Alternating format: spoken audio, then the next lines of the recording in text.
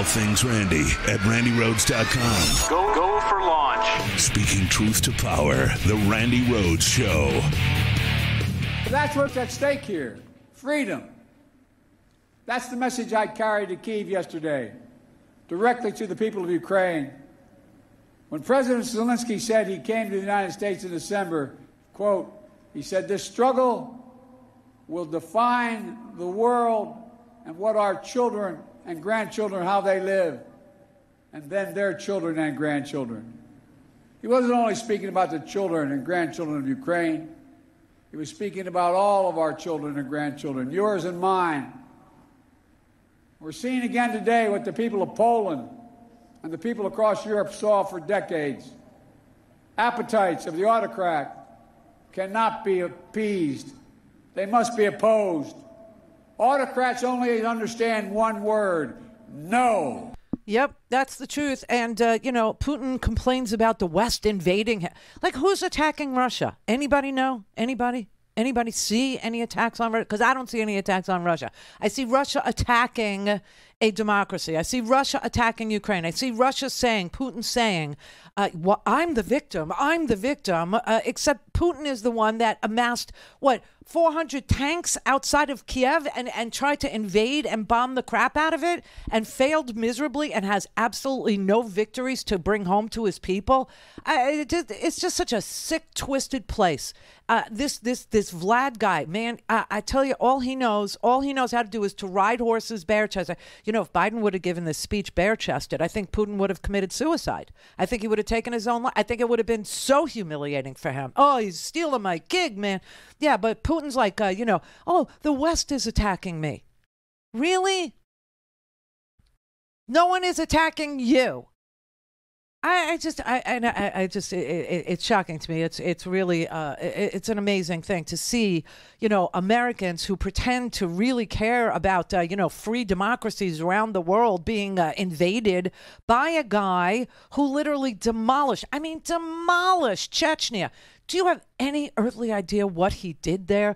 Do you have any idea what this Karasimov guy, who's now, Putin's, head guy? Do you have any idea the kind of devastation that he brought to that place? And that place was part of Russia. Chechnya is part of Russia. And he attacked his own place because he was so anti-Muslim. I mean, I never saw anything like him. The kind of attack that he perpetrated on Aleppo and Idlib.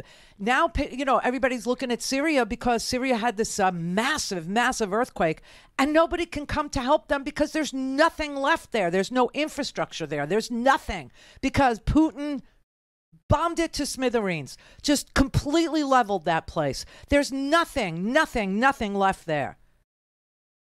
I mean, honestly, this is a guy who bombs maternity hospitals. This is a guy who bombs kindergartens. This is a guy who bombs apartment buildings full of civilians. And then his drunk, rapey soldiers go in there and steal washing machines. All for the glory of Putin? I mean, what the hell is that about? He invades a nation that is simply trying to be who they are, which is a free democracy, trying to, spit out all of the oligarchs, trying to spit out the corruption, and doing a fairly decent job of moving forward on that front, doing a nice job, electing a president who, obviously was braver than Putin ever thought. We elect a president who Putin also, thought was weak and was 80 and posed no threat to him. And so now he was going to take, what was rightfully Russia's Ukraine, because Ukraine doesn't have a right to exist in his warped world. Honest to God, the crap that I see from Americans is really the most shocking thing that I've ever seen in my life. The idea that you have a dictator there who truly has rigged elections, who interfered in our elections, who then invades his neighbor. And it's not just Ukraine. He invaded Georgia. He invaded Chechnya.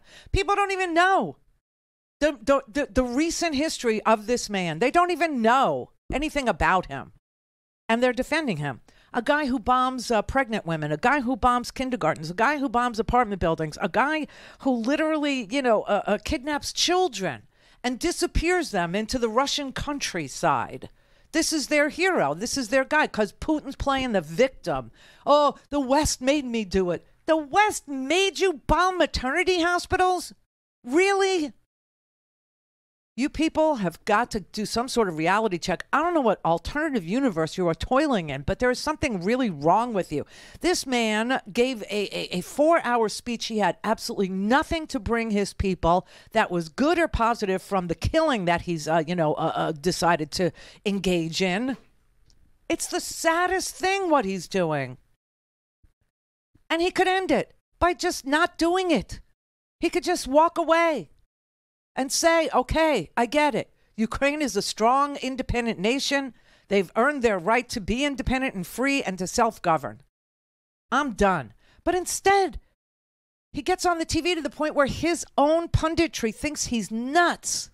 Putin demonstrated irrelevance and confusion because everywhere there are Nazis, Martians, and conspiracy theories, really referring there to this kind of alternate reality that Putin appears to be presenting. He accused the Ukrainian government of being responsible for destroying the economy, destroying the lives of its citizens. He accused them of being responsible for starting the war. He accused them of paying more attention to the interests of the West than to the interests of their own Ukrainian people, really reflecting a sort of startling take on the actual events that we have seen transpire on the ground in the last year. He said, quote, talking about the Ukrainian government again, they unleashed the war and we continue to use force to stop it.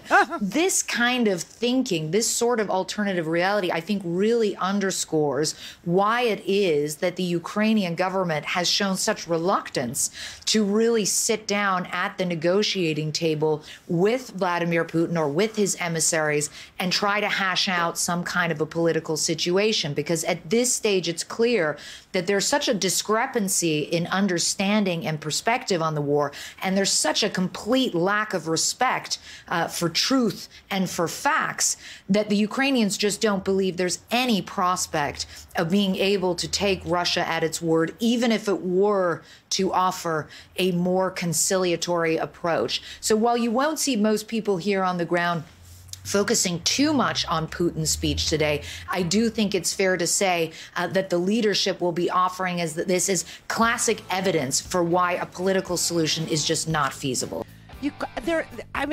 Unless he actually leaves and apologizes, and self-destructs somewhere in the Ural Mountains and just says, "Okay, I'm resigning." There is no way that Ukraine can believe a word that this man says, just like you can't believe a word of what Tucker Carlson says, or what Sean Hannity says, or what Lala Ingraham says, or Jeanine Pirro says, or any of these lunatic, fringy, alternative universe crafting people that disrespect their own audience daily by lying to their faces.